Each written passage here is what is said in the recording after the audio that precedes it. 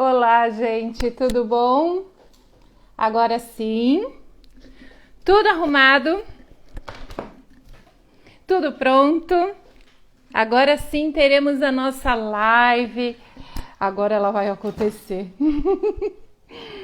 Gente, me deu um desespero. Vocês não fazem ideia do desespero que é você tentar fazer tudo e a coisa não acontecer. Vamos lá.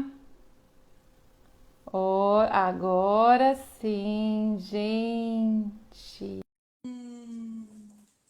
Luciana, deu tudo certo. Nada melhor do que trocar de telefone. Agora vai. Agora vai. Agora vai. Pensa o desespero que deu na pessoa. Não, mas agora vai. Pessoal, aguentem firme aí que agora vai. Exatamente. Uhul! Falar que nem a Luciana. E Claudirene, Marcelo Garcia, queridíssimo juiz auxiliar da presidência do TRT 15. Um abraço. Um abraço. Vou tentar incluir a Mariana de novo. Ela tá aqui. Doutor Mariana. Não, Mariana tá aqui. Convidada, ela já tá como convidada. Antônio Chedid, doutora Rosineide, bem-vindos. Gente, bem-vindo. Eu não sei por que a gente não consegue colocar a Mariana. Ela não pode entrar. Tenta de novo, Mari. Ela disse que já está aí. Ai, espera só um pouquinho. Deixa eu ver. Ai, olha eu. Espera aí. Ela tá aqui? Por que a gente não consegue vê-la? No chat ela está aqui, olha. É, eu não tô te vendo, minha querida.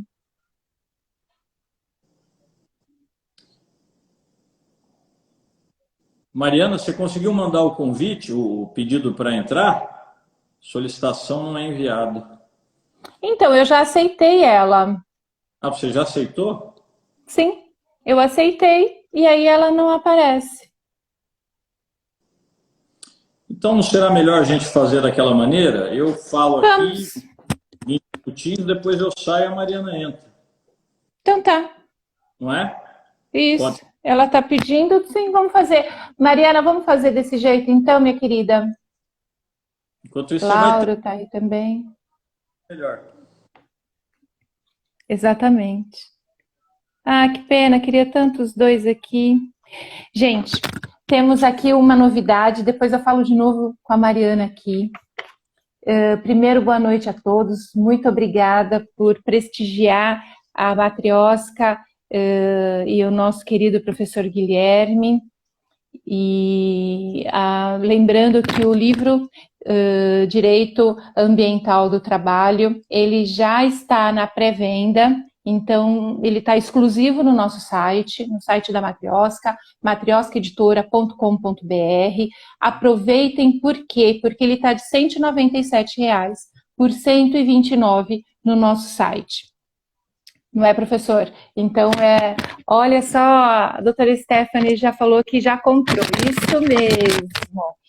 E temos uma novidade hoje, que é o congresso, né, professor? Vamos abrir as inscrições nesse momento para o nosso congresso de Direito Ambiental do Trabalho. Os temas estão maravilhosos, eu quero muito que vocês entrem lá na nossa landpage, no nosso site, vocês podem entrar, já está o link. Aí na bio também, aqui do Instagram, já tem ali o site para quem quiser fazer a inscrição.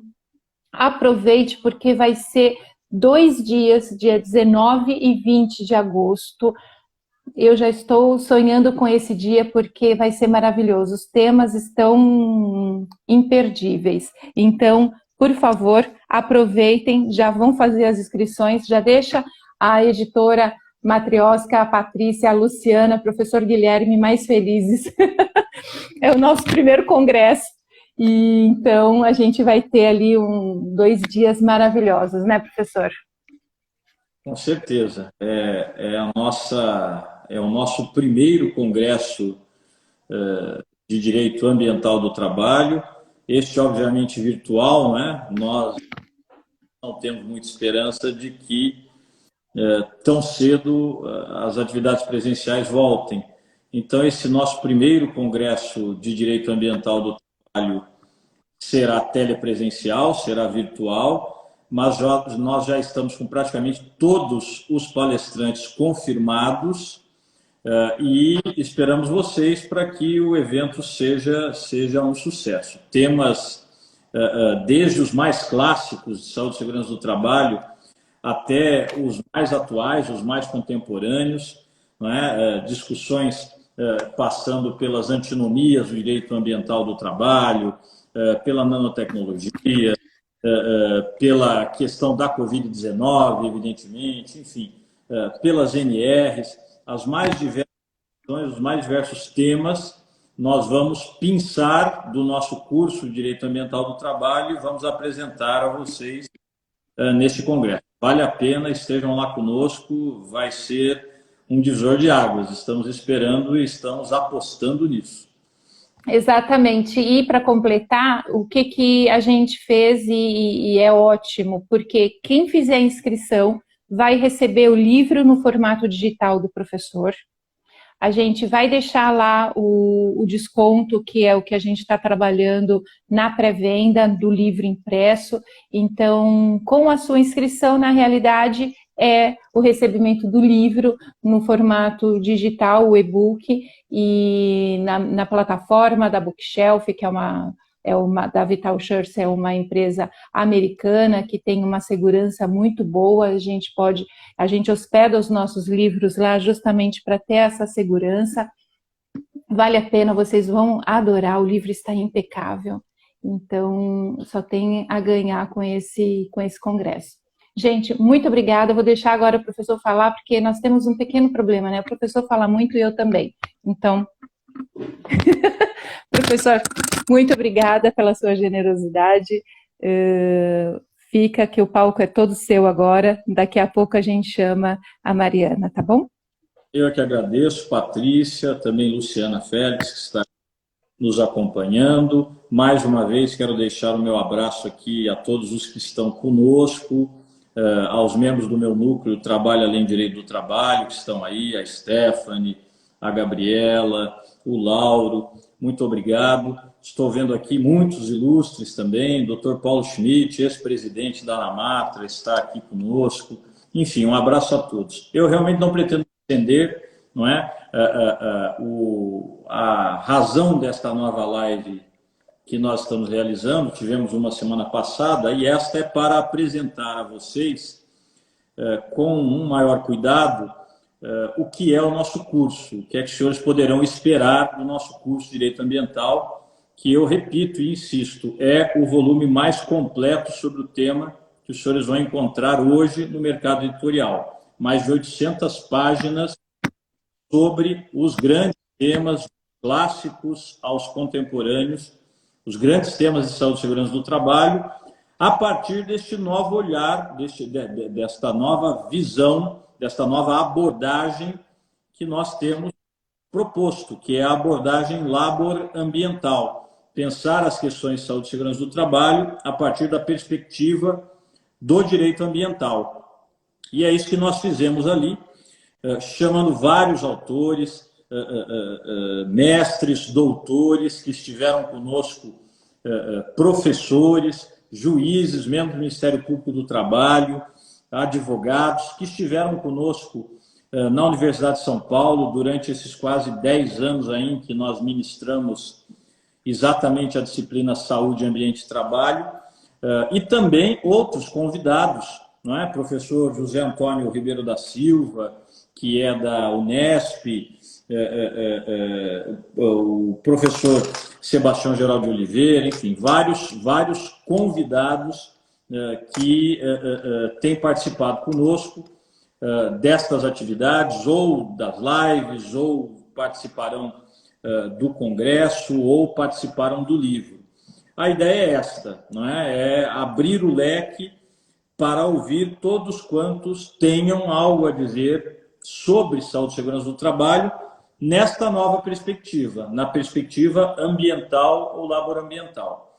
Então, eu quero pedir aqui 20 minutinhos da atenção de vocês para falar um pouquinho do livro e, se der tempo, falar um pouquinho dos fundamentos desta abordagem que nós temos proposto para as questões de saúde e segurança do trabalho e que são, digamos, o eixo semântico do curso.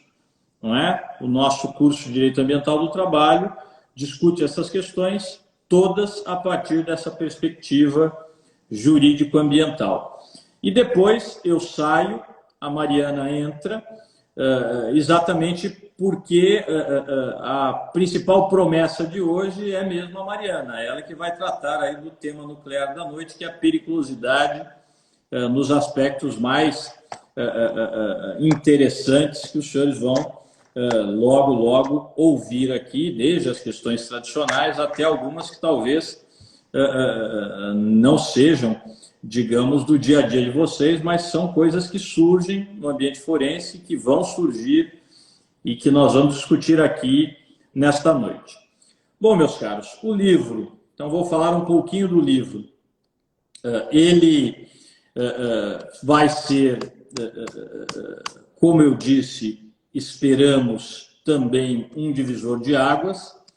Ele segue basicamente a metodologia que nós utilizamos na Universidade de São Paulo para a nossa disciplina na pós-graduação estrito sensu, aquela disciplina que eu mencionei aqui, Saúde, Ambiente e Trabalho 1, não é? Nós temos Saúde, Ambiente e Trabalho 1 e 2. Saúde, Ambiente e Trabalho 2, quem historicamente ministra é o professor Homero Batista, que os senhores provavelmente conhecem. E Saúde, Ambiente e Trabalho 1, sou eu que tradicionalmente tenho ministrado essa disciplina. Basicamente, SAT 1 trata do que seria a teoria geral do direito ambiental do trabalho. SAT 2, a cargo do professor Homero, a parte especial, digamos assim, do direito ambiental do trabalho. Este volume do nosso curso de Direito Ambiental do Trabalho tem as duas coisas, mas seguindo a metodologia que eu tenho adotado historicamente neste curso e nas publicações que se baseiam na produção intelectual que nós fazemos por ali, que é, digamos assim, uma metodologia algo própria, não é exatamente a metodologia que, por exemplo, o professor Homero utiliza quando no segundo semestre de cada ano ele ministra SAT 2. E aí nós incorporamos isto, tanto para a parte geral como para a parte especial, neste curso. Então, o curso, meus caros, nestas 800 e tantas páginas, ele está exatamente dividido entre uma parte geral e uma parte especial. Não é? Nesta parte geral, vamos tratar disto que nós denominamos teoria geral do direito ambiental do trabalho, e na parte especial vamos tratando dos temas principais de uma maneira sistemática e encadeada. Por incrível que pareça, nessas 800 páginas nós não vamos exaurir o direito ambiental do trabalho. Há muita coisa, mas eu asseguro a vocês que os temas principais estão todos lá. Nós não conseguimos, por exemplo, falar de todas as NRs, né? Porque isto exigiria, talvez, pelo andar ali da nossa carruagem, isso exigiria talvez umas 2.000 laudas, né? Umas 2.000 páginas. E aí o preço, digamos, não ficaria muito convidativo. É algo que nós temos em mente, eu acho que eu até já comentei isso com Patrícia, com Luciana, quem sabe no futuro apresentar aí sim comentários às NRs, a todas as NRs. Mas isso é um projeto para o futuro. Este é um curso que exatamente tem essa função, não é? Apresentar ao discente e ao docente também, e portanto ele pode ser utilizado tanto na graduação quanto na pós-graduação, uma visão panorâmica do direito ambiental do trabalho em todos os seus temas. Então, não esgotamos todas as NRs, não era o objetivo da obra, mas as mais importantes estão ali cuidadas, analisadas. E então, como eu disse, nós temos uma parte geral e uma parte especial. Estas partes estão divididas, por sua vez, em 10 sessões, e estas sessões estão divididas em 40 capítulos, para que tenham uma ideia da envergadura da obra. Se eu for falar de cada capítulo, eu não termino hoje. Então, eu vou falar aqui, basicamente, desta metodologia e das sessões que os senhores vão encontrar ali. Na parte geral, nós abrimos com a abordagem histórico-filosófica do tema do meio ambiente e trabalho. Então, aspectos filosóficos, aspectos históricos, conceito e primeiras aplicações. É isso que os senhores vão encontrar na sessão primeira. Então, começamos ali tratando das conexões entre o direito do trabalho e o direito ambiental. Depois, tratamos da descrição do meio ambiente de trabalho, o que é o meio ambiente de trabalho. Vamos apresentar aos senhores um conceito disto. Vamos apresentar aos senhores, na sequência, o que é a concepção gestáltica do meio ambiente de trabalho. Não é? Essa compreensão que, a nosso ver, é necessária na medida em que, raramente, meus caros, e quem é da área sabe, conseguimos explicar um acidente de trabalho ou uma doença ocupacional a partir de uma abordagem monolinear, imaginando que haja uma causa única para esses fenômenos. Aliás, este é o grande equívoco de teorias como aquela famosa teoria do ato inseguro, que não raramente é arguída aí pelas empresas em suas contestações. A visão do ato inseguro, ou da teoria do ato inseguro, geralmente parte da premissa de que os acidentes de trabalho e as doenças ocupacionais funcionam a partir de uma lógica linear, de uma lógica unifatorial. E, na verdade, a realidade nos revela que, geralmente, isto se dá em perspectiva multifatorial e dinâmica. E é esta a abordagem gestáltica que se pretende demonstrar aos senhores. Há um capítulo aqui específico para tratar disto. Vamos também fazer o esforço histórico da questão do meio ambiente e trabalho, como eu havia dito a vocês, e vamos ainda revelar ali quais são as possibilidades interdisciplinares do direito ambiental do trabalho, na perspectiva da medicina, na perspectiva da saúde pública, na perspectiva da engenharia, isto tudo na seção primeira. A seção segunda já começa a considerar a dimensão normativa ou dogmático-normativa do meio ambiente do trabalho, do direito ambiental do trabalho. Então, a seção segunda trata de regulamentação, princípios e antinomias. Se eu tiver aqui mais uns 10 minutinhos, daqui a pouco vou falar um pouquinho dos princípios. Não é? Isto é o fundamento deste edifício que a gente pretende construir. Então, nesta sessão, nós teremos aí um capítulo para discutir a eficácia vertical e horizontal dos direitos fundamentais no meio ambiente de trabalho.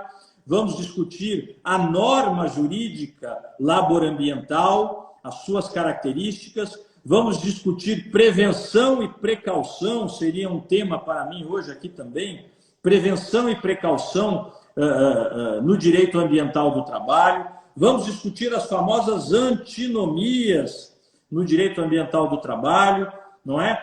O empregador, meus caros, ou a empresa como um agente econômico, um agente que atua no mercado, obviamente, na perspectiva do ganho, não é? Do lucro, isto é absolutamente compreensível, como mais do que isto é legal, não é? O artigo 966 do Código Civil, ao tratar da empresa, diz exatamente desta característica. A empresa importa em produção e circulação de mercadorias e serviços a partir de uma organização profissional com a perspectiva do ganho econômico, que nós geralmente vamos ler como lucro. Então, isso é natural. A questão que se põe nesta discussão específica diz respeito às escolhas que esse agente de mercado, que este empresário tem de fazer. Esta é uma das grandes antinomias.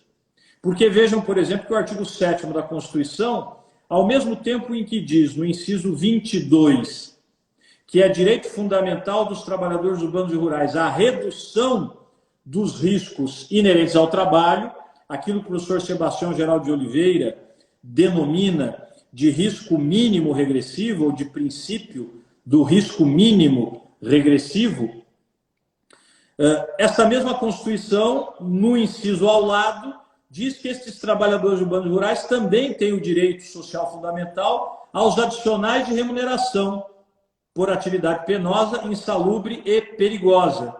Então, meus caros, um agente de mercado, um agente econômico idealmente imaginado, poderia indagar o seguinte: isto que está na Constituição abre a mim, então, uma alternativa. Se eu tenho capital para neutralizar, vamos imaginar, uma condição de risco, eu tenho de fazê-lo, ou é minha opção reduzir os riscos, ou então pagar o adicional de remuneração?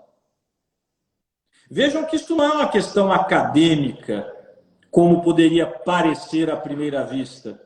Porque se concorda que há um vetor primordial, que é a tutela da pessoa e, portanto, a redução dos riscos inerentes ao trabalho, isto, meus caros, é sindicável judicialmente. Ou seja, o Ministério Público do Trabalho, o sindicato profissional, eventualmente até o trabalhador, poderá ingressar em juízo e exigir que esse agente econômico utilize os seus recursos para neutralizar, controlar ou minorar a condição de risco, ao invés de seguir pagando o adicional de insalubridade, periculosidade ou penosidade, se houvesse um adicional de penosidade regulado, mas algumas convenções de acordos coletivos de trabalho têm esta previsão. Então, nessa circunstância, percebam, resolver esta antinomia é, na verdade, identificar se há ou não há um direito difuso, coletivo, ou até mesmo individual, seja individual homogêneo, seja individual puro, de exigir do agente econômico, da empresa, do empregador, que neutralize um risco, que controle um risco, que elimine um risco, ou ao menos que reduza um risco, dentro daquela escala de prioridades que as NRs apresentam, ou seja, eliminar, neutralizar ou reduzir. Esta é uma das antinomias. Outra grande antinomia que nós procuramos resolver aqui é aquela já tão bem posta e tão discutida e ainda mal resolvida, na nossa opinião, que é saber se a responsabilidade do empregador em caso de acidente de trabalho ou doença ocupacional será objetiva ou será subjetiva, e em que condições poderá ser objetiva ou subjetiva, se não houver uma resposta absoluta para esta pergunta. Então, isso é enfrentado, isso e outros temas, também o tema dos princípios, é enfrentado aqui na seção segunda. Na seção terceira, o curso trata já de temas mais recorrentes, meus caros, na lida forense. Os que estão aqui e que são juízes, procuradores, advogados, especialmente, vão encontrar uma grande utilidade, especialmente nessa seção terceira. Aqui nós vamos tratar dos programas laborambientais, então do PPRA, do PCMSO, não é? Do recente PGR, não é? Que seria introduzido como uma nova NR e acabou sendo assimilado na própria NR1, que é o famoso Programa de Gerenciamento de Riscos. Tudo isso acaba sendo objeto aqui dessa seção terceira. Da mesma maneira, as importantes discussões de temas clássicos no direito tutelar do trabalho, no dito direito tutelar do trabalho, como é a questão da CIPA, da Comissão Interna de Prevenção de Acidentes, a questão da insalubridade, a questão da periculosidade, que será objeto aqui, daqui a pouco, da fala da nossa querida Mariana, e este capítulo coube inclusive a ela, não é? A questão da ergonomia, NR17, não é? E a questão da rigidez mental, não é? Falar em saúde do trabalhador hoje não prescinde mais, de modo algum, da discussão das TMCRTs, ou dos TMCRTs, dos transtornos mentais e comportamentais relacionados ao trabalho, que por si só dariam origem a um outro curso. Poderia ter talvez 800 páginas, mas aquilo que há de essencial nós colocamos aqui nessa seção terceira. Isso é interessantíssimo, meus caros. Vejam que a expressão que é utilizada hoje, inclusive, é essa que eu mencionei, transtorno. Não se utiliza sequer mais a expressão doença, não é? Como nós utilizávamos no caso da perspectiva somática, da perspectiva corpórea, não é? DORT, não é? Lembram-se? Doenças osteomusculares relacionadas ao trabalho. Mas quando nós vamos para a esfera mental, a expressão que se utiliza hoje é transtorno. Por quê? Porque mesmo na medicina, na psicologia, na psiquiatria do trabalho, há uma grande polêmica sobre o que é transtorno, sobre o que é síndrome, sobre o que efetivamente é doença. Então, até neste ponto, nós temos dissensões na própria ciência médica. E é claro que o direito precisa ter um olhar cuidadoso para isto. E a seção terceira, embora não resolva todas essas questões, dá bons passos a este respeito, tratando deste tema, não é? Então, por exemplo, o capítulo 16 vai tratar do assédio moral organizacional no meio ambiente de trabalho. Ah, mas isso não é um tema de direito ambiental do trabalho? É, porque diz respeito exatamente a essas intervenções no meio ambiente de trabalho que muitas vezes geram desequilíbrio. Aliás, no assédio moral organizacional, necessariamente geram desequilíbrio. E a partir desse desequilíbrio, não raramente há adoecimento psíquico. Quadros de depressão profissional, síndrome de burnout e por aí vai. Então, isso também é objeto aqui do nosso capítulo, da nossa seção terceira. Me permitam aqui que eu acabei por clicar no link e aí fui direto lá para o capítulo. Então, vamos falar, como eu disse aqui, da insalubridade, da periculosidade, da ergonomia, algumas noções de penosidade, vamos falar do assédio moral, vamos falar de outros aspectos ligados à saúde mental do trabalhador, do adoecimento mental, portanto, que é o capítulo 17, ali vamos tratar dos chamados riscos psicossociais, vamos conceituá-los, não é? E aqui vamos tratar também de um tema recorrente, meus caros, é o capítulo 18, que inclusive será objeto também, atenção, do nosso congresso, não é? De Direito Ambiental do Trabalho, e que é um tema, a nosso ver, mal explorado nesse campo, que é a questão do PCD, do portador de deficiência, da pessoa com deficiência, do trabalhador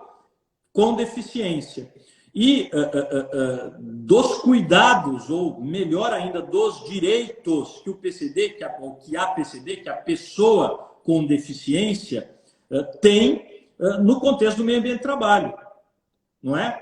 Vejam que hoje, dentro daquela novidade introduzida pela emenda 45 de 2004, a reforma do Judiciário, que é o parágrafo 3º do artigo 5º, prevendo a possibilidade de que emendas constitucionais sejam aprovadas com quórum, que tratados internacionais sejam aprovados com quórum de emenda constitucional 3/5, 2 votações no Senado e na Câmara, e em tratando de direitos humanos ter, então, status constitucional, aquilo que os autores de língua castelhana chamam de bloco de constitucionalidade. Hoje nós temos isso na Constituição brasileira, a previsão da possibilidade de um bloco de normas constitucionais que não estão no texto constitucional. Isso antes para nós era apenas um vislumbre teórico, a partir da emenda 45 de 2004 passou a ser uma possibilidade. E agora já é uma realidade, porque os senhores sabem, alguns governos, mais exatamente no último governo de Luiz Inácio Lula da Silva, houve a aprovação do Tratado Internacional sobre os Direitos da PCD, da Pessoa com Deficiência. Na verdade, é uma convenção internacional que foi aprovada pela Assembleia Geral da Organização das Nações Unidas. E esta convenção internacional foi a primeira convenção internacional, o primeiro tratado internacional, de que as convenções são espécie, aprovada com o rito próprio das emendas constitucionais e, portanto, aprovado com status de constitucionalidade, compondo esse nosso bloco de constitucionalidade aqui no Brasil, a Convenção Internacional sobre os Direitos da Pessoa com Deficiência. E ali, meus caros, um dos artigos que, portanto, tem status constitucional, dele dimana direito fundamental de status constitucional para a pessoa com deficiência. Ali está a previsão do direito à acessibilidade no local de trabalho, acessibilidade espacial. Vejam, nós estamos discutindo isso. Empresas, em geral, têm garantido acessibilidade espacial, por exemplo, aos cadeirantes, no local de trabalho, ao meio ambiente de trabalho. Temos visto ações judiciais discutindo isso no plano individual, no plano coletivo, pois isso hoje está previsto na Convenção Internacional dos Direitos da Pessoa com Deficiência, com status constitucional. Então, este é um tema também aqui da nossa sessão terceira. A sessão quarta vai tratar exatamente já nesta linha, então vejam que uma coisa vai se engatando na outra, foi esse o nosso esforço. A sessão quarta vai tratar do direito internacional e do meio ambiente de trabalho. Direito internacional público e privado.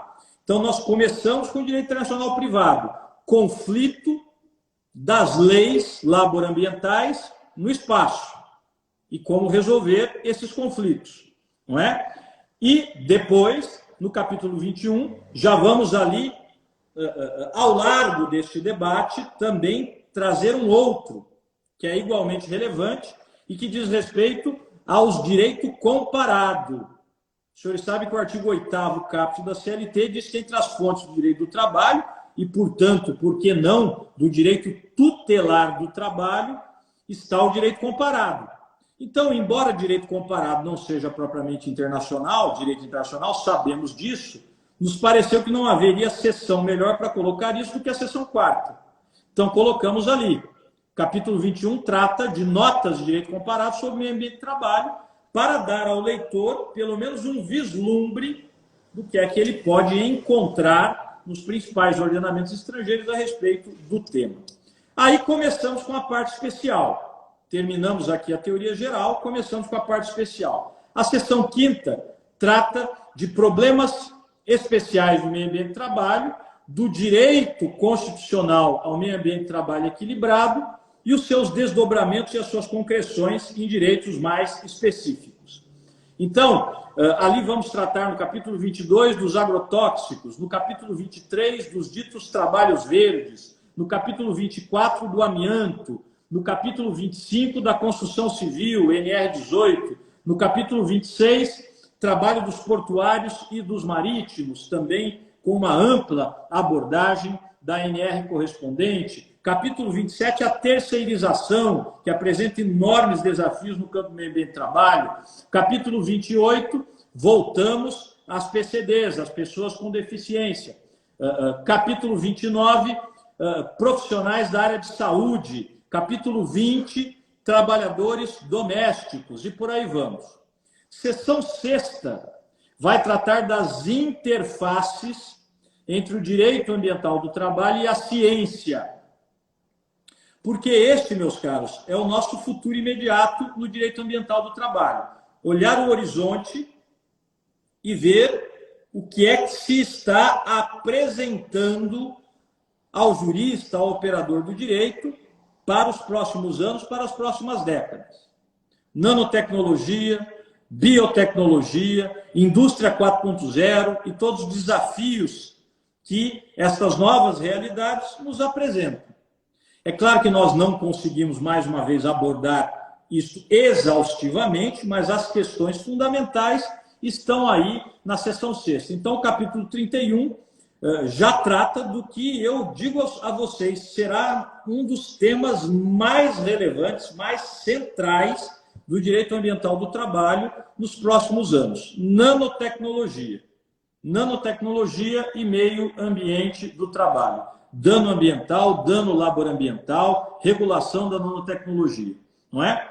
Seção 7ª vai tratar das políticas públicas no meio ambiente do trabalho e também da dimensão administrativa e da dimensão previdenciária da questão.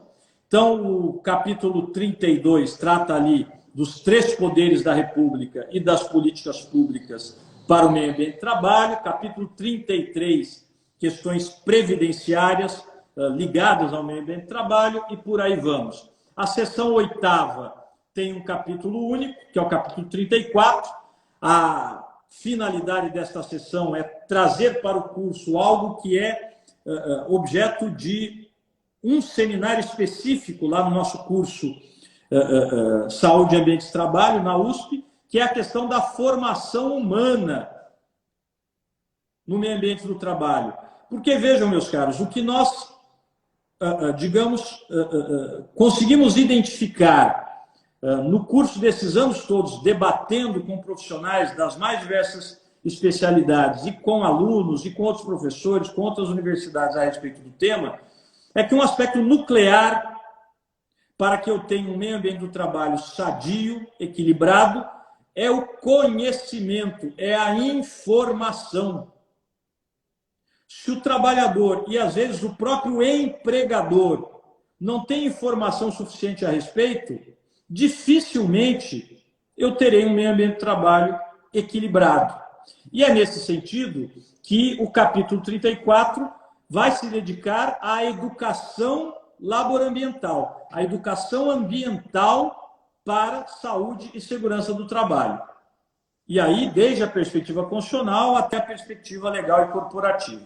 Seção 9ª trata do meio ambiente de trabalho na perspectiva do direito coletivo, muito relevante, aspecto também muito mal desenvolvido, a nosso ver, atualmente na doutrina nacional. Então, qual é o papel do sindicato para as questões de meio ambiente de trabalho? O capítulo 35 busca responder esta pergunta. E qual é o papel das normas coletivas? Acordos coletivos de trabalho, convenções coletivas de trabalho para este efeito. Capítulo 36 da obra. E a greve ambiental? Haverá mesmo uma greve ambiental? Merecerá este nome na medida em que, pela Convenção 155, e aí voltamos lá àquela nossa discussão sobre o direito internacional para o meio ambiente de trabalho, né? A Convenção 155 fala da greve ambiental, mas, na verdade, não utiliza essa expressão. Apresenta isso como um direito de resistência que pode ser exercitado por um único trabalhador em uma situação de risco grave e iminente à sua saúde ou à sua integridade física. Então, eu posso ter greve de uma pessoa só? Ou isso deverá ter uma outra natureza jurídica? Ou eu terei as duas coisas, talvez, a greve ambiental e o direito de resistência laborambiental? E como é que isso se manifesta? Várias constituições estaduais, por exemplo, a Constituição do Estado de São Paulo, prevê a greve ambiental. Uma lei ou uma Constituição estadual pode tratar de um tema de direito do trabalho, se o artigo 22, inciso 1º da Constituição, diz que o direito do trabalho é da competência privativa da União. Então, tudo isso vai ser objeto de debate aqui também. Não é? Isto na seção 9ª, que, portanto, termina com o capítulo 37 sobre greve ambiental. A seção 10ª, que é a última sessão, vai tratar, enfim, e esta sessão é que até Luciana dizia na nossa live da semana passada, veio como uma novidade, a pedido da editora. Porque a Matrioska olhou ao redor e disse, olha, Guilherme, está todo mundo discutindo pandemia. E nós estamos falando aqui de saúde e segurança do trabalho e não vamos falar de pandemia. É um curso sobre saúde do trabalhador, não vamos falar de pandemia. É claro que este era um projeto anterior, ninguém imaginava, embora absolutamente atualizado, diga-se de passagem, nós estamos passando agora pela última atualização para vir tudo muito fresco quando chegar aí efetivamente às mãos do leitor. Atualizamos tudo, mas E você? não estava na obra porque, quando nós concebemos o projeto, não era um problema. Mas ninguém se fez de rogado. Abrimos uma sessão, que é a última sessão, a sessão 10ª, para discutir especificamente meio ambiente, trabalho e pandemia.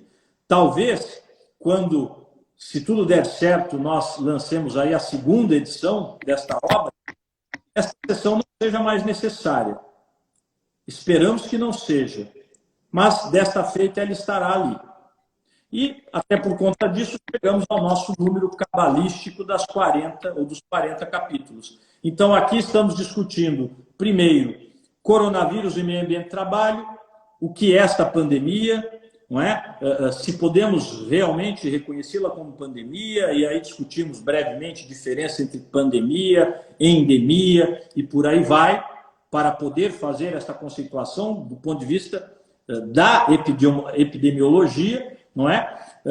A partir disto, discutimos também a própria questão das obrigações do empregador no contexto da pandemia do novo coronavírus. No capítulo 39, a polêmica questão da vacina, que hoje é o tema da vez, não é? Nós estamos aí programando uma outra live, aí serei eu, o professor José Antônio Ribeiro da Silva, o professor Carlos Eduardo Oliveira Dias e o desembargador Manuel Carlos Toledo Filho, com o professor Mário Garmendia e com outros professores para tratar dessa questão da vacina. Isto em julho. Tema que nós tratamos aqui já, também nestas lives da Matriosca. Então, temos aí o capítulo 39 para discutir isto. Vacina como obrigação e como direito do trabalhador, possibilidades do empregador diante da recusa e todos esses aspectos.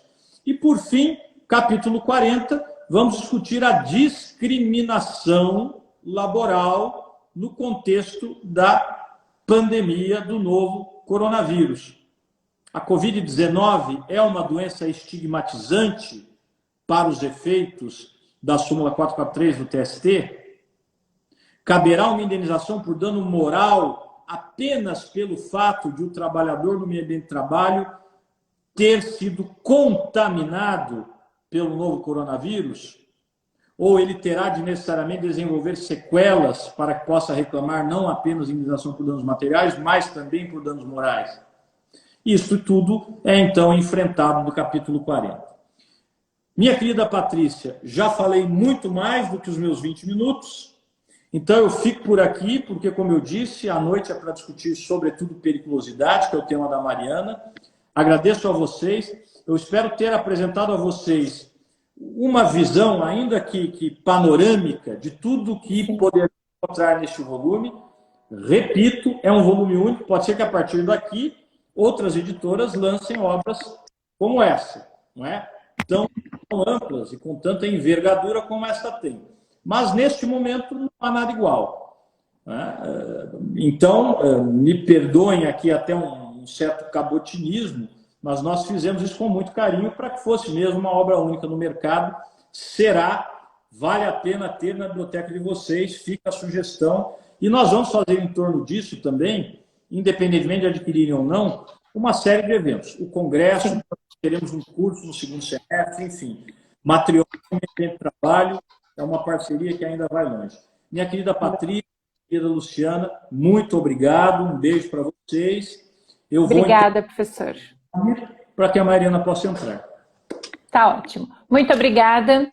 E eu espero que a gente, com toda certeza, teremos todos aqui no nosso congresso. O congresso vai ser um espetáculo, assim como está no livro.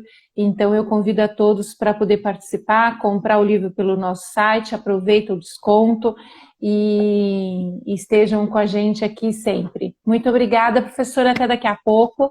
Vamos chamar a Mariana. Mariana, você já se prepara, amiga. lá, gente. Vamos agora chamar Mariana.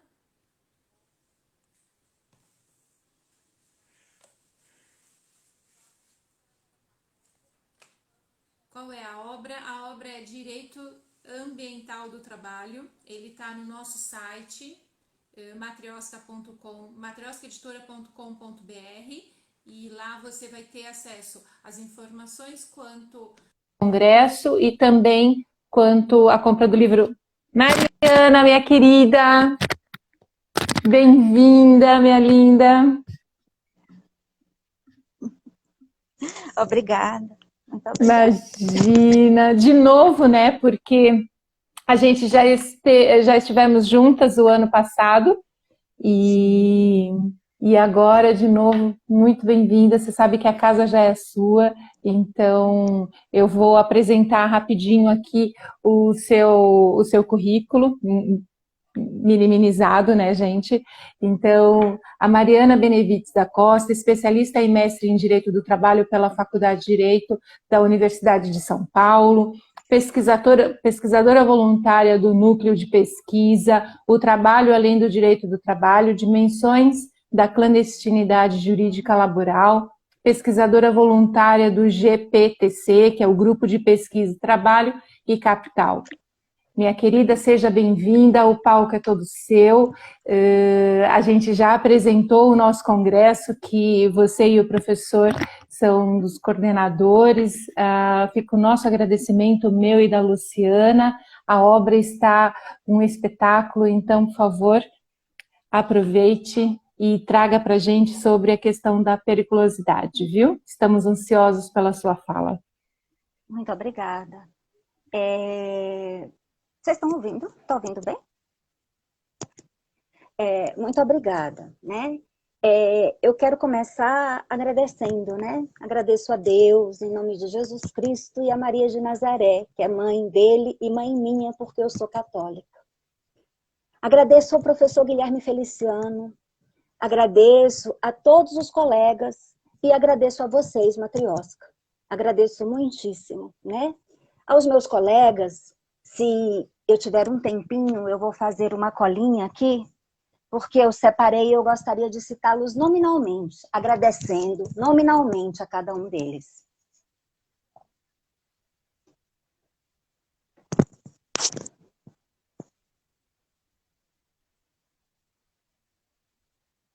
Então, eu quero dizer aqui, muito obrigada, Adib, muito obrigada, Agnes, muito obrigada, Liprangino, muito obrigada, Carol Bianchi, muito obrigada, Ana Misculin, muito obrigada, Andréia Rocha, muito obrigada, Ângelo Cabral, muito obrigada, Camila Borges, Carla Liguori,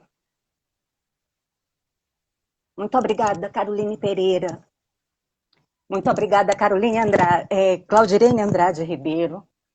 Muito obrigada, Cíntia Ruiz. E Cíntia sem o H. Daniela de Lima Amorim, muito obrigada. Danilo Uller, obrigada. Denise Vital, muito obrigada. Flávio Leme Gonçalves, meu colega que vem desde a especialização. Muito obrigada, Flávio. Gabriela Marcaça, muito obrigada. O professor Guilherme está aqui, mas eu voltarei a falar dele em poucos instantes. Muito obrigada, mestre, sempre e muitas vezes. Muito obrigada, Didi Sora. Muito obrigada, doutor João Urias. Muito obrigada, Kátia César. Muito obrigada, Larissa Matos. Muito obrigada, Larissa Medeiros Rocha. Muito obrigada, doutora Manuela Koenig. Muito obrigada, Márcio Parra. Muito obrigada, Marco Freitas, muito obrigada, doutora Maria Maíno. Muito obrigada, minha xará, Mariana Del Mônaco. Muito obrigada, querida Marilu Freitas, minha amiga. Muito obrigada ao Maurício Evandro, magistrado do trabalho na 14ª Região agora. Muito obrigada, doutor Ney Maranhão. Noa Piatã, meu colega de GPTC, muito obrigada. Oli Pascoaleto, minha colega, minha amiga, que vem comigo também, né? Orientação do professor Guilherme há muitos anos. Muito obrigada, doutor Paulo Lengruber. Muito obrigada, Yamamoto, meu amigo, meu colega do GPTC. Muito obrigada, doutor Renan Duarte. Muito obrigada, Renata Rodrigues. Né? O doutor Rodolfo Andrade Vilela, que nos chega na aritmética do amigo, né? Amigo da doutora Sandra Cavalcante, a quem eu também agradeço, adiantando-me a agradecer a Rodrigo Nicolau, ao doutor Túlio Mazzi, ao Vitor Teques, ao Vitor Castro, ao Vitorello e ao doutor Walter Vegas. Sabe, todos confiaram. Enfim, eu fico emocionada porque eu sou o perfil de menor expressão nesse ambiente e o professor Guilherme me eleva e os meus colegas também. Então eu sou muito grata a todos, do fundo do meu coração. Né? Esta obra é uma obra belíssima por seu conteúdo e por sua forma, mas ela é muito mais bonita, né? Pelo encontro de mãos, profissionais competentes, é bem verdade, mas muito mais do que profissionais competentes, o encontro de pessoas humanas comprometidas em realizarem, né, a solidariedade. Não é a solidariedade da Constituição tão só, mas a solidariedade da vida. Né? Então, nós somos um grupo muito especial. E é isso que eu vejo quando eu olho este livro, que está belíssimo, vocês estão de parabéns. Eu agradeço demais, né? E na esteira desse agradecimento, eu já agradeci ao professor Guilherme antes, eu agradeci no meio e eu vou encerrar agradecendo mais uma vez, porque o professor tem uma dignidade, né? Tem uma altitude profissional e tem uma generosidade que não há palavras, né? E como vocês vão poder ver, a minha desenvoltura diante das câmeras, a minha desenvoltura diante das redes é muito distinta da dele. No entanto, ele me anuncia, né, como a atração da noite. Né? E eu espero que as pessoas tenham a mesma compreensão, que as pessoas tenham a mesma generosidade do Feliciano, porque eu não sou como ele, né? Ele realmente está degraus e degraus e degraus acima de mim em termos de gnose. Então, eu agradeço demais. Olha, não tem palavras para agradecer. E eu digo a todos, né? Eu digo ao professor, Deus lhe pague, né? E Deus em sua fartura, sabe? Deus em sua abundância. E entrego este livro ao meu Cristo, sabe? E à mãe dele. E peço a eles, sabe? Que seja tudo de pleno e de bem-sucedido, né? E acredito em milagres. E para mim há muitos indícios disso quando eu rezo a Maria de Nazaré e recebo uma editora que se chama Matriosca. Entende? Então eu estou muito feliz, muito grata, muito alegre, né? Muito dedicada a esse trabalho que estamos fazendo ainda e querendo que tudo dê muito certo, né? Que seja tudo muito abençoado. Tudo e todos, em especial o professor Feliciano. Né? É isso Mariana, que eu quero dizer. Mariana, eu fiquei muito emocionada porque a gente está vivendo uma época ímpar em nossas vidas. Eu acho que ninguém aqui jamais pensou que pudéssemos saber que antes era tão bom aglomerar, que era encontrar os amigos, estar com a família. E o que você fez nesses minutos foi de uma grandeza tão grande, tão grande, tão grande, que eu tenho que falar uma coisa para você. Honrado estamos nós de ter você como amiga, honrado estamos nós de ter uma pessoa tão, tão delicada, tão, tão preciosa, tão pérola como é você. A honra aqui da Matriosca, a minha e da Luciana, e é ter você e o professor Guilherme. Para nós ver, todos os nossos autores têm a mesma grandeza que você, estão todos no mesmo patamar. Por quê? Quando a gente sabe que vocês se dedicam aos minutos dos dias em que pode estar com as pessoas que amam, vocês estão se dedicando aos livros. dedicando a trazer para a gente conhecimento. E a gente aqui, como editora, poder divulgar isso para o mundo inteiro. Então, o meu agradecimento é a você. E Deus é incrível em tudo que você disse. E mais ainda, de poder dar uma noite como essa, uma pessoa como você nas nossas vidas. Eu sempre digo que a nossa vida, ela é feita de pedacinhos de pessoas. E os pedacinhos de pessoas, elas vão crescendo e vão trazendo para a gente oportunidades maravilhosas como essa aqui. Então, a noite é sua. Você é a principal aqui hoje. Então, nós te amamos e muito obrigada pelo que você está fazendo pela Matrioska. Você e o professor Guilherme e todos os nossos outros autores aqui, que ao final eu quero falar o nome de cada um de vocês, porque vocês são grandiosos. E para a gente fica o nosso agradecimento. Fica o nosso agradecimento. Você hoje tirou lágrimas de todos nós aqui, pode ter certeza. Eu Muito agradeço, obrigada. mas é tudo nosso, é tudo coletivo. E o nosso grande capitão, depois de Jesus Cristo, é o Guilherme Feliciano. Né? Nós somos soldados no pelotão deste general. E é isso que ele é. Né? Então, vamos falar um pouco. Né? Eu não tenho essa desenvoltura, né? O meu temperamento é... Eu sou tagarela, falo, mas é assim, no tete-a-tete, né? Eu fico assim, meio desconcertada com as câmeras e falo demais. Eu preparei umas telas, né? Essas telas foram preparadas já há alguns dias e hoje elas foram algo aprimoradas. E eu pretendia dividir a tratativa da periculosidade em três momentos distintos.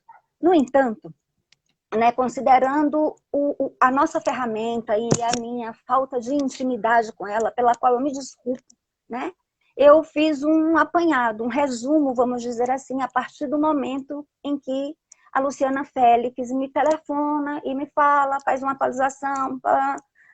Então, eu fiz um apanhado. Eu vou fazer uma fala bem distinta da que eu planejei a priori, algo resumida, mas eu acho que também rica, né? Nós vamos tratar de periculosidade. A periculosidade, ela tem uma tratativa técnica, uma tratativa operacional, disposta, né? Sobretudo em NRs. O fundamento legal, né, para a tratativa, para a abordagem jurídica da periculosidade, esse fundamento legal ele não se reduz tão só às NRs. Ele começa na Constituição Federal, né? Ele passa por normas internacionais, passa pela CLT, da CLT vem para as normas regulamentadoras, digamos assim, numa escada, né, kelseniana muito rápida, né, muito célere, de apresentação aqui muito célere, mas basicamente isso. A gente, no entanto, né, a gente vai reduzir um pouco isso, a gente vai ultrapassar essa tratativa, né, como um risco. Tem muitas coisas para falar, né? Tem uma abordagem sociológica das NRs que eu particularmente gosto muito de fazer. Né? É muito raro a gente ver essas NRs, essas normas técnicas operacionais, à luz da historiografia e à luz da sociologia. No entanto, é muito interessante uma tal desenvoltura, vamos dizer assim. Então, eu vou ultrapassar este aspecto técnico operacional, né? E vou me reduzir, vou me resumir a falar de uma coisa, a falar de um tema vinculado à periculosidade, por óbvio, parte, né, da grande temática periculosidade, mas que é algo que, como eu direi assim, que demonstra bem, né, aspectos culturais muito intrínsecos na tratativa técnica e jurídica desta disciplina, desta matéria. Então, o que eu vou falar aqui é de um aspecto controverso. Eu fiz as telas e eu vou me servir do guia delas aqui, né? de um aspecto controverso, né, para questionar a proibição legal da acumulação entre a insalubridade e a periculosidade, proibição legal esta disposta no artigo 193, parágrafo 2º da CLT. Né? Existe um assentamento jurisprudencial em sede de TST que sustenta, que se coloca pela constitucionalidade desta vedação. A gente parte refletindo, né, que se a gente tem uma formatação constitucional que nos leva, que nos coloca como obrigação patronal a rigidez do meio ambiente de trabalho e a garantia de uma sadia qualidade de vida, né, e todo o ordenamento jurídico laboral-ambiental deve ser interpretado e aplicado tendo em vista, né, essas duas características, vamos dizer assim. Né? E além delas, e antes delas, a dignidade do trabalhador, a dignidade humana do obreiro, né? A solidariedade e a realização de vários princípios constitucionais, princípio da participação, princípio da prevenção, princípio da precaução, enfim. Então, diante de todo um arcabouço normativo, né, que nos leva à construção de uma ambiência saudável, nós temos, né, com todas as vênias e sabendo bem, né, e ratificando aquilo que eu disse a priori, o meu nenhum tamanho profissional, o meu nenhum tamanho acadêmico, né? Mas eu não posso deixar de questionar, no estudo de uma tal disciplina, a motivação, né, de um tribunal tão egrégio e composto por pessoas tão grandes, né, grandes tecnicamente, né, profissionalmente. Como decidem, né, qual a visão data máxima vênia, né, deste grupo de magistrados? Então eu fico pensando isso, né? Quando a gente veda que o trabalhador sujeito a dois riscos distintos, né, perceba acumuladamente as duas verbas, a gente não está realizando a Constituição. E a gente também não realiza esta Constituição quando a gente deixa que haja, né, de uma forma livre, vamos dizer assim, de uma forma definitiva, a existência de locais de trabalho com dois riscos. É preciso compreender que eu não estou defendendo aqui uma monetização com a duplicidade de pagamentos, não. Né? A monetização, né, o pagamento dos adicionais é constitucionalmente previsto e é juridicamente aceito, mas de acordo com o estado da técnica, da arte tecnológica, do desenvolvimento da arte tecnológica. Né? Então, quando não há uma tecnologia capaz de suprimir aquele risco, quando não há uma tecnologia capaz de reduzir aquele risco, então incide, trabalha-se com o risco, tendo em vista a atividade econômica, né? E paga-se ao trabalhador por aquilo.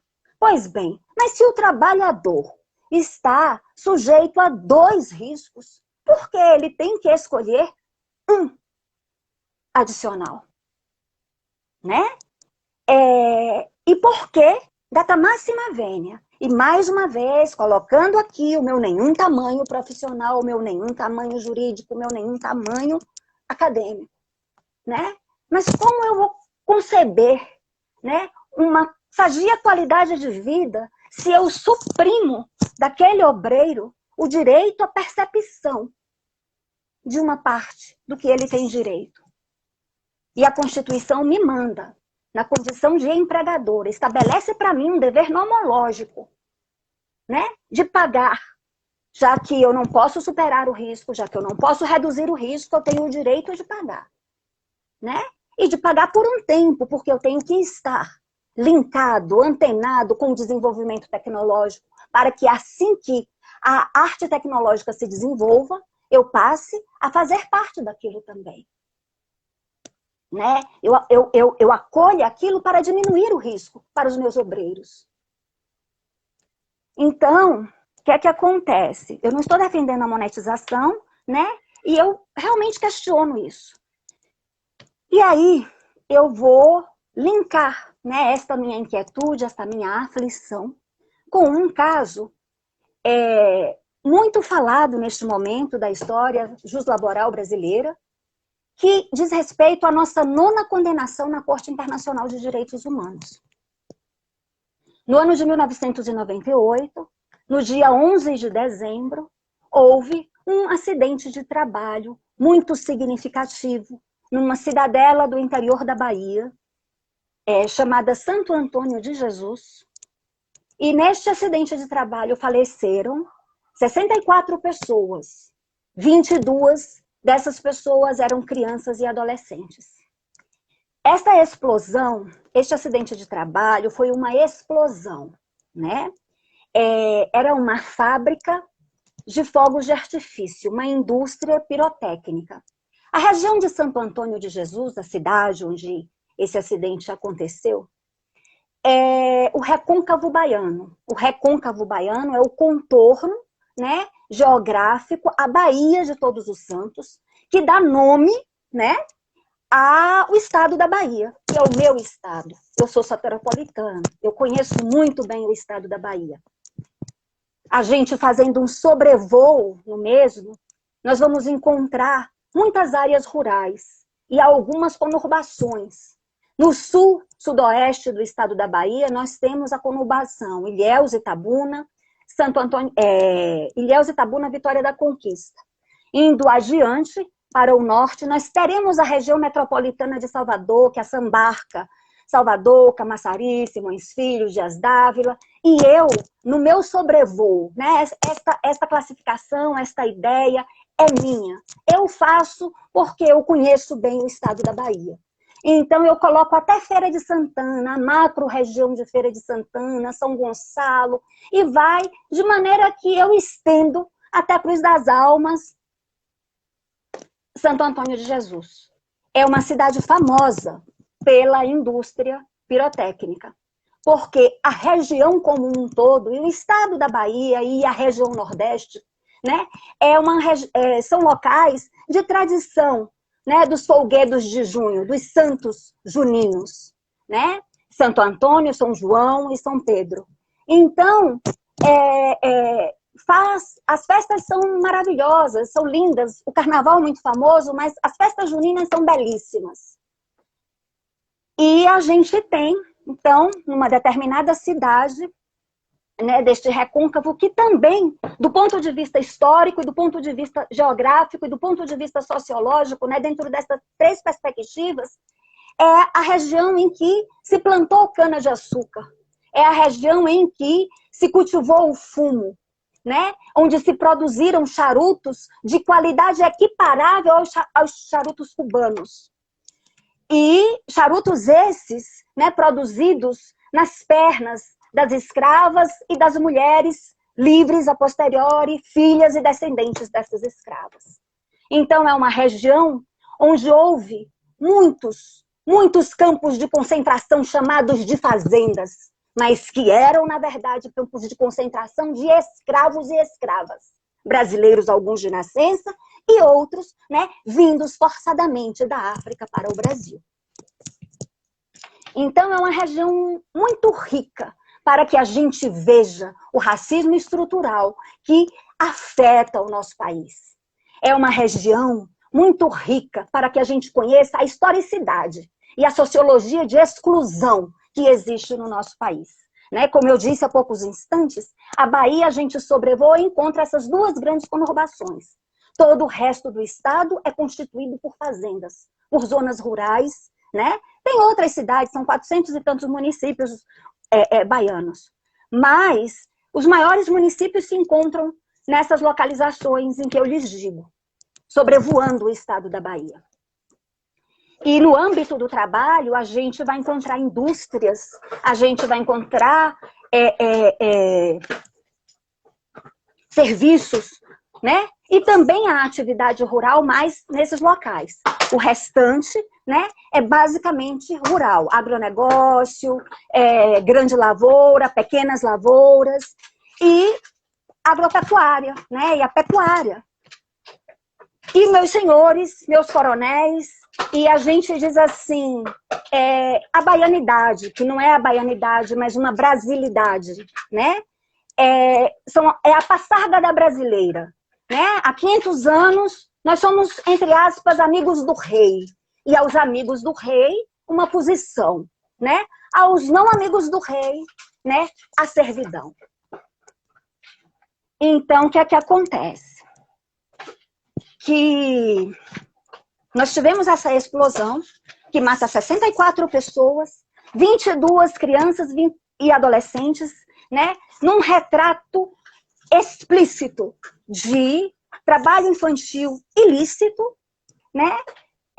Desse universo, pessoas, né, de recorte étnico-racial negro, mostrando como a escravidão de outrora se desdobra e alcança os trabalhadores de agora, né? E esses trabalhadores atuavam nesta fábrica, que era uma fazenda, sob um galpão quente, né? Todas as reportagens sobre o assunto falam do calor a que estavam submetidos esses obreiros.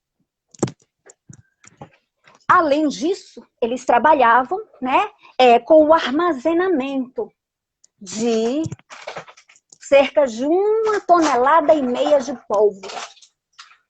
E eram chamadas mulheres e crianças para o trato dos traques de massa, dos fogos de artifício, porque tem aqueles pequenininhos, né, que a agilidade dos dedos infantis e que a delicadeza dos dedos femininos, né, a mesma delicadeza que fazia com que os charutos fossem enrolados nas pernas das moças, né? É exatamente a mesma lógica. Então, o que é que acontece? Essa mão de obra, ela é chamada, ela é convocada por conta dessa qualidade. Não tinham um contrato de trabalho formal, mas eram formalmente empregados. E os contratos de emprego foram reconhecidos. O TRT-5, honrando, né, os grandes nomes que o compõem, né, e eu falo aqui do meu querido professor José Augusto da Cruz Rodrigues Pinto, né, que é para mim ainda hoje, né, uma grande referência juslaboral. E a Bahia é uma terra de grandes juslaboristas, né? Nós temos, é a terra de Zezé Catarino, e eu não fui contemporânea do professor Zezé Catarino, do doutor Zezé Catarino, mas o conheci, né? A terra de Orlando Gomes, enfim. A Bahia é uma terra, né, que talvez por conta das baianidades brasileiras, né, passargadais, vamos dizer assim, né, teve a necessidade de desenvolver uma reflexão juslaboral. E de pontuar, e são esses nomes, né, grandes nortes, assim, são esses nomes laborais, eu abro um parêntese na fala, para falar que são agulhas imantadas na nossa bússola em defesa do direito do trabalho na atualidade, porque dão para nós fundamentos que nós podemos utilizar, sabe, tranquilamente, pela profundidade, pelo tecnicismo, pela profundidade, enfim, né? Vocês vão dizer que eu estou puxando o saco dos baianos, mas não estou, não. O TRT-5 não ficou devendo. O TRT-5 reconhece, voltando à fala, né, os contratos de emprego dessas 64 pessoas. E essas 64 pessoas, elas tinham direito a 2 adicionais. Elas trabalhavam em um ambiente, né, calorento, e tinham, né, nas imediações do seu labor cotidiano, a atenção, né, por estarem trabalhando junto a 1,5 toneladas de pólvora. Então, o que é que acontece? Que um dia, né, a junção desses aspectos explodiu, literalmente, né? E levou consigo a vida de 64 pessoas, a maior parte delas mulheres, né? E 22 crianças e adolescentes. Isto é um retrato tristíssimo, sabe? De como a vida humana é reificada. Isto é um retrato tristíssimo de como a vida humana pouco vale. Trabalhando, essas trabalhadoras, mas havia homens também, poucos, mas havia. esses trabalhadores e essas trabalhadoras, né? Os trabalhos infantis, os trabalhadores infantis, inclusive, eles ganhavam 50 centavos por 1000 traques de massa que eles faziam. Então, no dia, eles produziam cerca de 3 a 6, se as pessoas fossem muito ágeis, caixinhas, né, de 3.000 a 6.000. Então, o ganho diário era de R$ 1,50 a R$ 3. Salário por produção. O que significa o salário por produção? Significa que quanto mais eu produzo, mais eu ganho. Então, a mãe vai produzir, e é informal, era uma fazenda, entrava, se saía, não havia cartão de ponto, não havia vigilância, não havia estrutura, não havia treinamento para esses trabalhadores lidarem, manejarem a pólvora, nada disso havia. Então a mãe leva 3 meninos, 2 meninos, 4 meninos para ajudar. Porque a pobreza, infelizmente, a pobreza no meu estado é muito grande. Né? E aí, nessa ajuda, tem-se um tal cenário, né? E trabalhadores sujeitos a 2 riscos, né? Sujeitos ao calor e sujeitos à pólvora, né? Ao risco mecânico da explosão.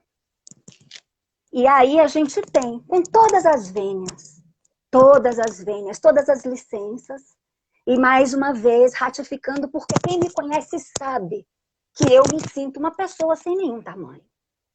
Isso não é estilo, não. Sabe? Eu não tenho tamanho para questionar o TST.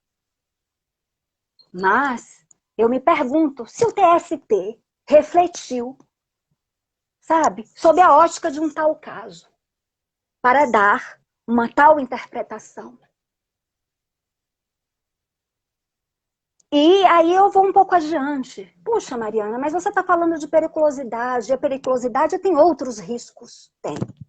O explosivo, né? É o que eu estou tratando aqui agora.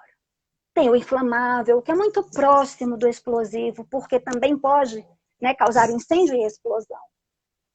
E o trato operacional, o trato técnico, né, das substâncias explosivas e operacionais para a própria produção e para a produção, né, de produtos outros, onde eles participem da cadeia de produção, né, de cujas cadeias de produção eles participam.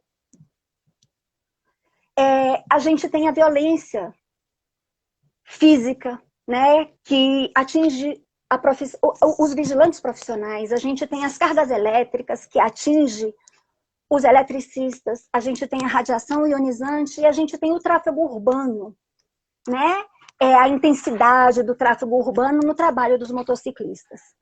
E aí eu vou e pergunto, né, aos assistentes, pergunto a mim mesma, pergunto ao TST, pergunto, quem são os trabalhadores na linha de produção do inflamável, né? A gente poderia dar um exemplo muito claro, e que a Bahia, riquíssima nesse mineral chamado petróleo, né? Tem muitos petroleiros, mas a gente sabe o que é a Petrobras. Eu sei muito bem o que é a Petrobras, porque o meu pai foi petroleiro desde 1959 até 1990. Né? Aposentou-se um pouco antes do governo Collor chegar, porque ele tinha medo de perder os seus direitos. Então, eu sei todo o conforto que a Petrobras era passível de dar aos seus trabalhadores. E eu cresci acreditando que eu era dona da Petrobras. Falei com minha mãe sobre isso ontem. E ela disse assim, você cresceu acreditando nisso, filha. E eu disse, o pior que a senhora não sabe é que eu ainda acredito que eu sou dona dela. Ela me pertence. Porque 51% dela pertence ao povo brasileiro e eu sou o povo brasileiro. Sabe? E além dela, eu sou dona do Banco do Brasil, e sou dona da Caixa Econômica, sou dona de um bocado de coisa que tem por aí. Empresas públicas e sociedades de economia mista. Meu pai me ensinou assim. Sabe? Porque com o salário de petroleiro dele, ele nos queria educados. Né? E quem são os petroleiros da época de meu pai? E quem são os petroleiros de agora, né? Trabalhadores antes e depois, sujeitos aos inflamáveis, participantes da cadeia produtiva dos inflamáveis. São, de regra, trabalhadores negros, como era meu pai. E hoje, a Petrobras em si, ela tem um perfilamento étnico-racial diferente, mas terceiriza a sua produção, de maneira que no bojo dos terceirizados, dos petroleiros terceirizados, nós temos um contingente muito grande, né, de trabalhadores sujeitos a contratos de emprego de baixíssima qualidade. E nós temos um contingente muito grande de trabalhadores pardos e negros. A gente muda e vai ver quem são os eletricitários brasileiros. E como a terceirização. E como também os contratos de emprego de baixíssima qualidade afetam essa categoria. Os índices de acidentalidade por choques elétricos, por quedas e por queimaduras são índices estarrecedores. Nós perguntamos quem são os motociclistas empregados, porque nós temos hoje no Brasil, por conta da estruturalidade socioeconômica, um contingente incontável de motociclistas autônomos. Né? E aí a gente chega na radiação ionizante, né? Que é uma energia atômica.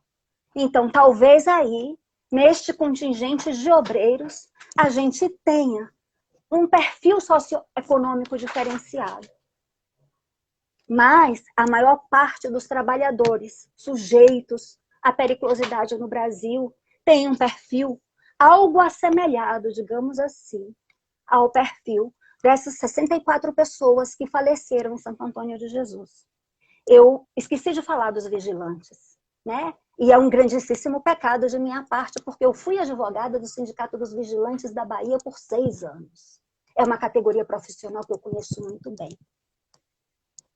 Eu trabalhava na mesorregião do Sertão. Eu era responsável pela advocacia dos guardas a partir de Feira de Santana para todo o norte do estado da Bahia. E eu conheço bem essa região. Eu viajava para fazer audiências, sabe? Ia com meu pai, ia com meu irmão. Muitas madrugadas. Meu pai, saíamos da nossa casa e íamos para cidades que vocês nem imaginam. Talvez para uma pessoa de São Paulo seja inimaginável saber que existem cidades brasileiras que não têm restaurante, né? Mas tem justiça do trabalho. E o juiz é gente boa. E aí, o arroz com feijão que o juiz come na hora do almoço cheira na sala de audiência. E aí a gente não pode deixar de sentir o cheiro e dizer assim, puxa, doutor, o senhor hoje vai almoçar bem. Ele, não, a cozinheira é ótima. A senhora não quer ficar? Aí eu digo, eu fico, mas se o senhor deixar o guarda ficar também. Aí o guarda pisa no meu pé e diz assim, doutora Mariana, eu vou comer na mesa do juiz, eu não vou encher a minha barriga. Eu digo, fica quieto, que o juiz é gente como a gente. Entendeu? Então era isso. Então um pecado muito grande. E quem são os vigilantes? Né? É uma categoria profissional majoritariamente composta por homens. Homens que morrem muito, não foi uma vez, nem foram duas. Que nos meus plantões semanais, no Sindicato dos Vigilantes, eu perguntava, e fulano, como vai? A mulher já pariu?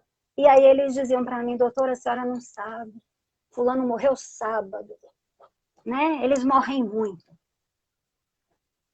E também são majoritariamente negros, né? E pobres, porque também são terceirizados. E não foi uma vez, não foram duas, que eu me dirigia às delegacias regionais de trabalho, né, às subdelegacias do interior da Bahia, porque eu trabalhava na mesorregião, naquelas cidades que tem, Feira de Santana, cidades maiores do interior da Bahia, né, para chamar a empresa que estava deixando de pagar salário. E aí aquilo ali já era um indício de que elas estavam se arrumando para fugir e deixarem os trabalhadores sem os seus direitos rescisórios. Então a gente ia, convocava uma conciliação ali no âmbito administrativo, ministerial, e as empresas não compareciam, mas a gente pegava aquela ata de audiência né, junto ao Ministério do Trabalho, e a gente entrava na Justiça do Trabalho pedindo uma liminar para bloquear a verba que aquela empresa tivesse para receber no seu comprador de serviço. E os magistrados eram eficazes nisso. Então, as empresas apareciam, porque elas ficavam sem seus dinheiros. Apareciam e a gente fazia. Às vezes, o dinheiro não dava para pagar 250, 300 trabalhadores a íntegra de seus direitos, mas a gente pagava 80%. Né?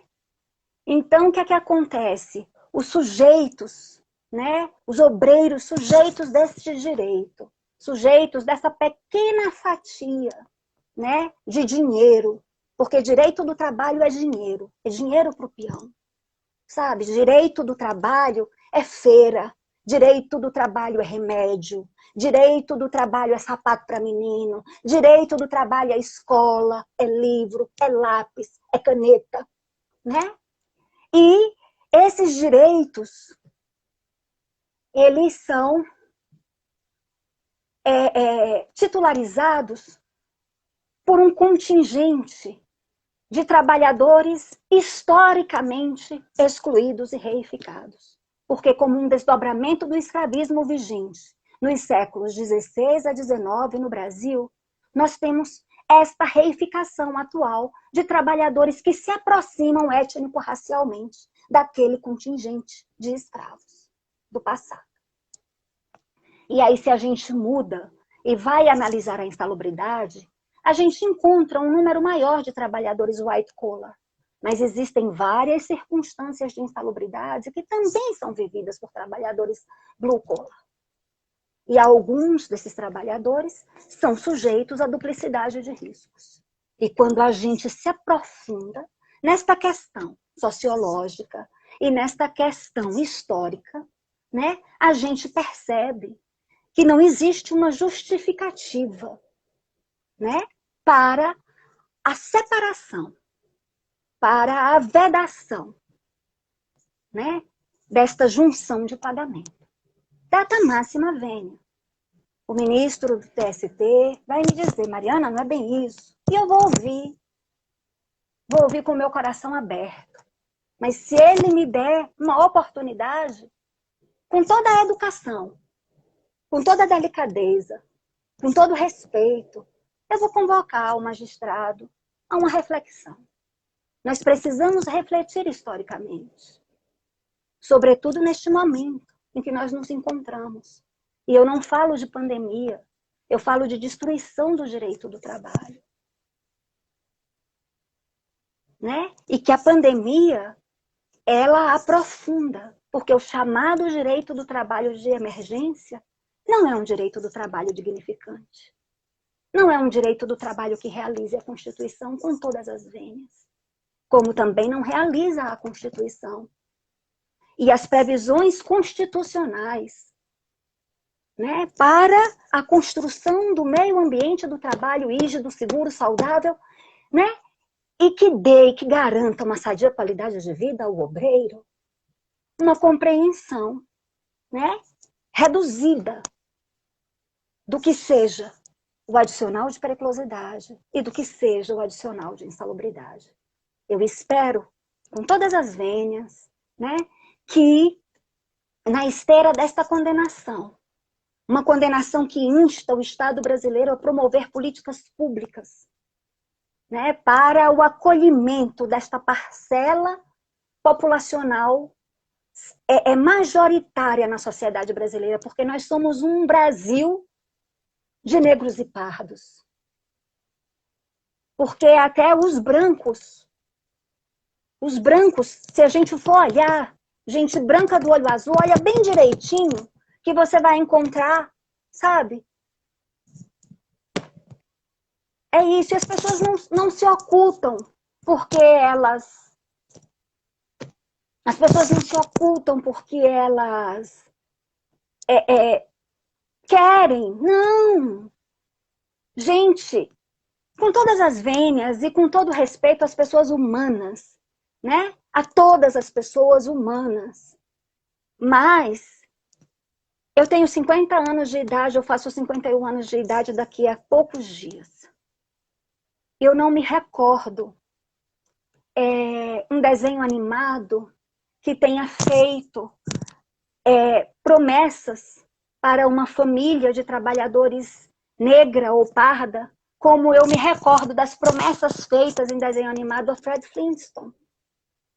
As promessas de direitos sociais que Fred Flintstone vivia. E na esteira de Fred Flintstone, dando um salto para o futuro, mostrando que aquela condição social do Fred permaneceria por gerações, a gente tem o George Jetson.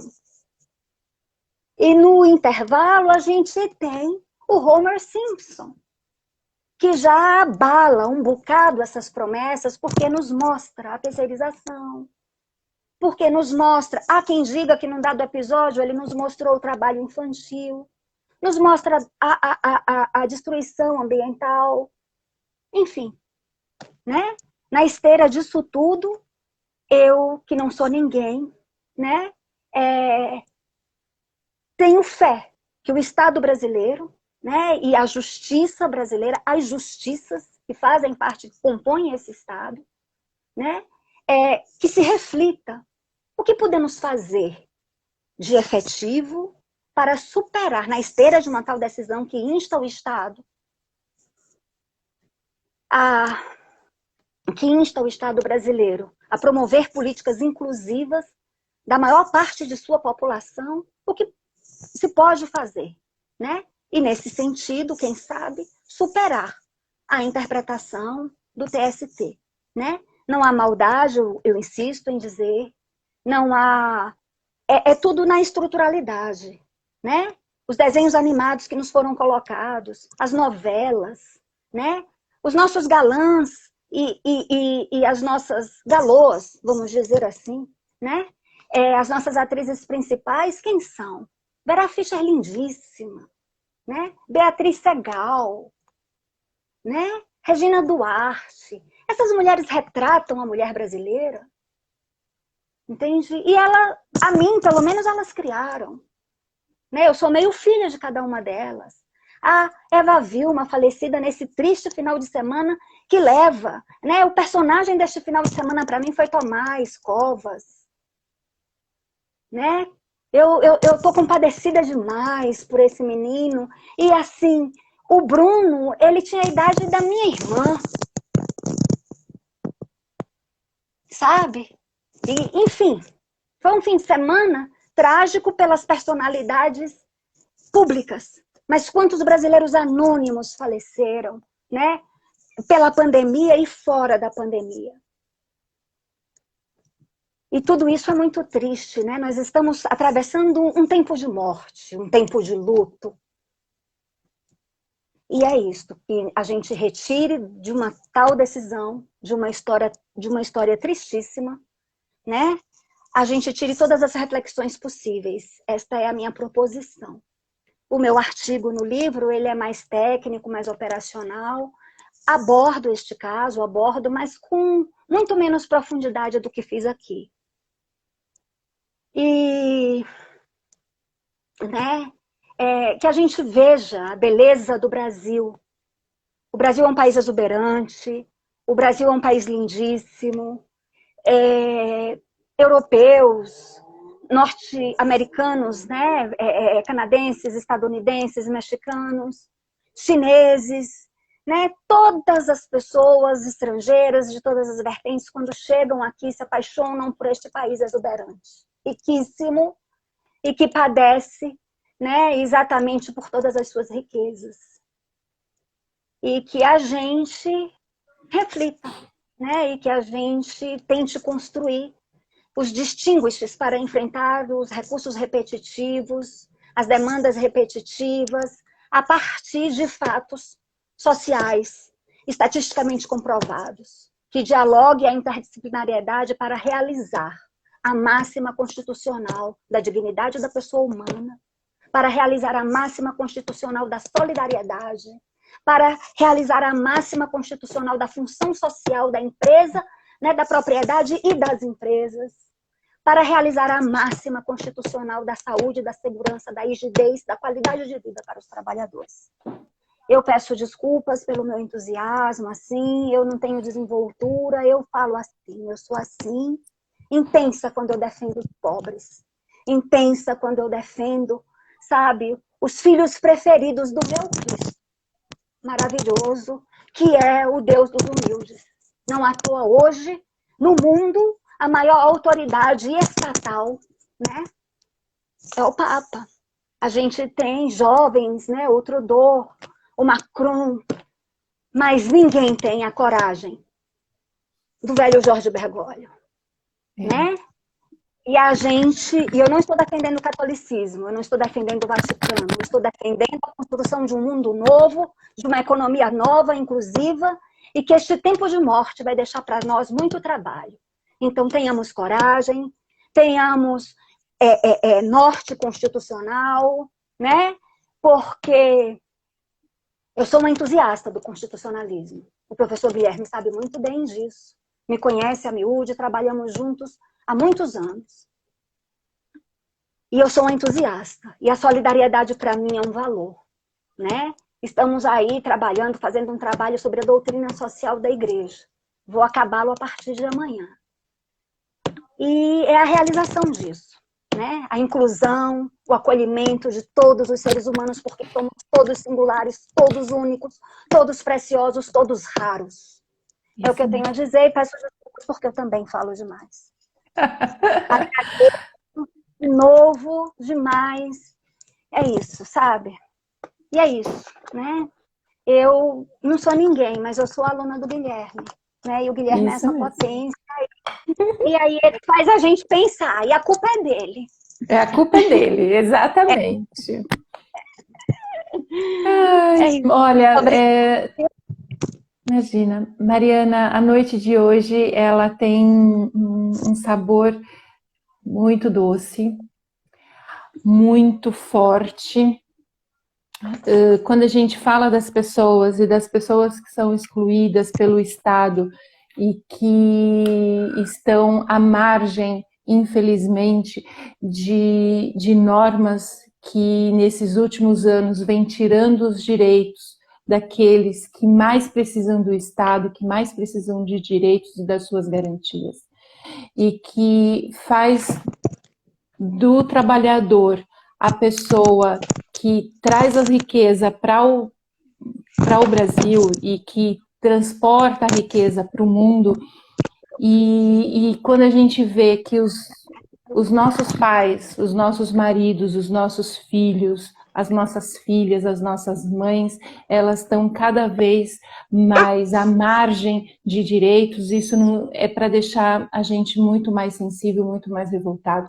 E realmente precisamos falar sobre isso, trazer essas questões, brigar por essas questões, porque a gente está falando da maior parte da nossa população.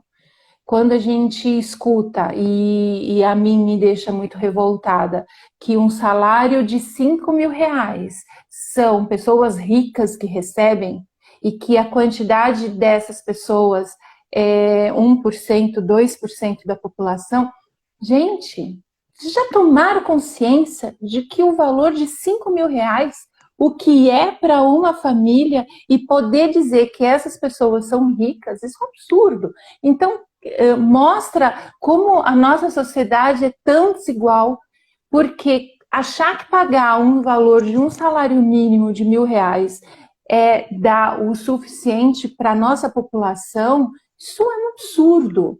A gente precisa, sim, de pessoas como você, como o professor Guilherme e como tantos amigos que estão aqui nessa noite assistindo a gente. Pode falar, só para dizer uma coisinha, eu não tenho revolta, sabe? O meu coração é um coração de muita esperança. Eu tenho amor, sabe? Nós somos todos raros, nós somos todos singulares, nós somos todos únicos. E, assim, a palavra não é revolta. Nós temos que construir a vida. A revolta, né, pode nos instar a construir mortes. Então, a gente tem que construir vidas, acolhimento, né? Então, é isso. Eu realmente acho, eu sou uma entusiasta da Constituição brasileira. e eu sou uma entusiasta do direito do trabalho, sabendo, né, que ele tem uma função de capitalismo. Eu não tenho a ilusão, né, vamos dizer assim, de outros regimes. Eu não tenho essa ilusão. Nós precisaríamos ter um desenvolvimento espiritual muito grande. A gente precisaria ter um desenvolvimento civilizacional muito grande para que a gente chegasse num outro momento, num outro patamar, sem que houvesse, né, opressões de nós fortes. Então, o capitalismo é péssimo, é excludente, é fascista, né? Mas existem essas voltas, vamos dizer assim, que nos permite falar, né? E que nos permite acreditar na esperança, no amor e na vida, né? Eu não conheço outros regimes, eu não conheço países sujeitos a outros regimes, mas eu gosto de ler e eu penso muito sobre a China, né? E, enfim, a gente tem um índice de mortalidade, hoje não tanto mais, mas alguns anos atrás, a década de 70, a década de 1980, a década de 1990, né? De mortes, de assassinatos de bebês, meninas chinesas, né? Enfim, eu não vou falar não, porque eu não vou defender o capitalismo, porque eu não estou defendendo ele, não. Eu defendo, né, o humanismo, eu defendo a vida. Mas eu não sei o que o comunismo é. Eu não sei, né? E lá em chinês eu sou analfabeta. Eu não sei ler chinês. Minha querida. Eu quero dizer isso, eu não tenho revolta, sabe? Que bom. Quem convive comigo sabe, é a paz, a gente tem, sabe? Mas a paz efetiva, a paz que acolhe, a paz que agrega. É isso. Que bom, minha querida, que bom. A noite de hoje foi deliciosa. A professora aqui está colocando: Mariana, excelente conteúdo repleto de sensibilidade. Parabéns. Verdade, né, professor? Mari, você é maravilhosa. Deixa eu sair para o mestre entrar. Não, espera só um minutinho. Pode deixar. Eu só quero que você se despeça. Então, fica o meu beijo, fica a minha gratidão. Muito obrigada pela obra que você e o professor Guilherme trouxe para a Matrioska. E a gente aqui do outro lado vamos tentar fazer e cuidar dela o melhor possível, pode ter certeza. Tá bom? Um beijo grandíssimo e pode, se você quiser se despedir, fique à vontade. Sabe, uma noite boa, um tempo de muita reflexão, muitos pensamentos, o que vamos todos nós fazer quando o luto do mundo acabar, né? De novo, a minha graça, o meu louvor ao Cristo Jesus e a Maria de Nazaré e perdulia, porque a Maria, nós católicos não louvamos, nós conferimos a ela a maior reverência que se pode dar. O louvor é a Deus, a Santíssima Trindade, ao Deus Pai, ao Deus Filho, ao Deus Espírito Santo, em nome de Jesus Cristo, o Redentor. Né? Ao professor Guilherme Feliciano, sem palavras, é tudo sem palavras mesmo. Ele sabe disso, ele sabe que eu não sou uma pessoa de incensos. Né? Ele sabe que eu não sou de incensos. Os meus colegas coautores, os que convivem mais próximos, monitores, colegas, né, de faculdade, todos também sabem que eu não sou de incensos, de bajulação. Eu sou grata, né, a eles, ao mestre, a vocês. Né, e exorto aos nossos ouvintes, com todo carinho, com todo respeito. O cachorro abriu a porta, ó. O meu cachorro abriu a porta. Ele está me chamando há um tempão. Aí ele foi lá, mamãe, você não vai abrir a porta? Não, ele foi e abriu. Aí colocou, né? Se tiver a categoria de cachorro gênio, eu tenho um cachorro gênio, porque ele é impossível, por isso que eu fico com ele. E para os ouvintes, o que nós vamos fazer, né, para construir um mundo melhor depois deste tempo de morte? Uma boa noite a todos, que Deus abençoe a todos e muito obrigada, obrigadíssima. Obrigada, minha querida. Muito obrigada, viu? Agradeço. Fica com Deus. Agradeço muito obrigada por tudo, pela noite. Porque Deus está no controle de tudo. Ele está no controle de tudo. Tchau, gente. Obrigada por Beijo, sair. minha querida. Muito obrigada, viu?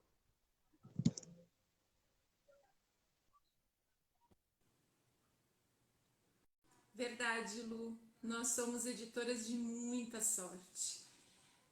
A noite de hoje realmente... Professor?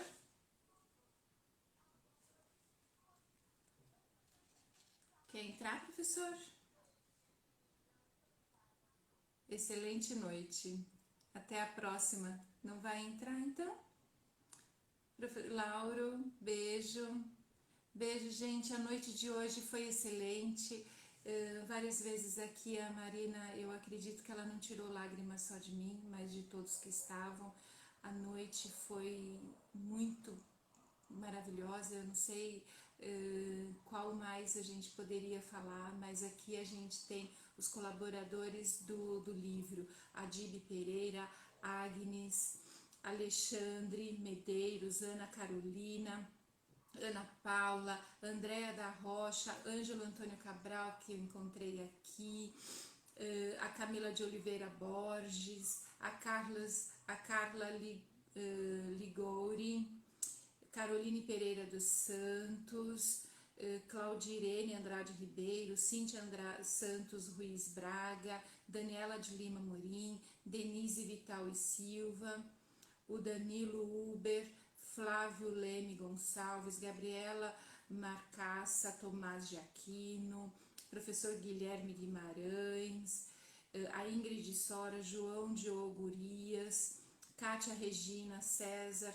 Larissa Lopes Matos, Larissa Medeiros Rocha, Manuela Rossi, Márcio Ricardo Parra, Marco Antônio Freitas, Marina Maeno, Mariana Benevides da Costa, Marina Del Mônaco, Marilu Freitas, Maurício Evandro de Campos Costa, Ney Stane Moraes Maranhão, Noa Pitanha Guinata, Olívia Quintana Figueiredo, Paulo Roberto Eberti, Paulo de Carvalho Yamamoto, Renan Fernandes Duarte, Renata do Nascimento Borges, Rodolfo Andrade de Gouveia, Rodrigo Borges, Sandra Regina Cavalcante, Túlio Macedo, Vitor Emanuel, Vitor Alexandre Esteves, Vitor Vitorello de Freitas e Walter Rossati Vegas. Gente, o meu agradecimento a todos, vocês são maravilhosos. Lembrando mais uma vez, o nosso livro está lá no site com um desconto especial pela pré-venda e também as inscrições para o nosso congresso, que vocês já viram, vai ser emocionante também, muita técnica e muitos assuntos instigantes para todos, tá bom? Uma boa noite, muito obrigada a todos. Fiquem com Deus. Obrigada. Lu, obrigada, minha querida, por você me ajudar com esse meu sonho, e você é maravilhosa. Obrigada a todos, gente. Boa noite.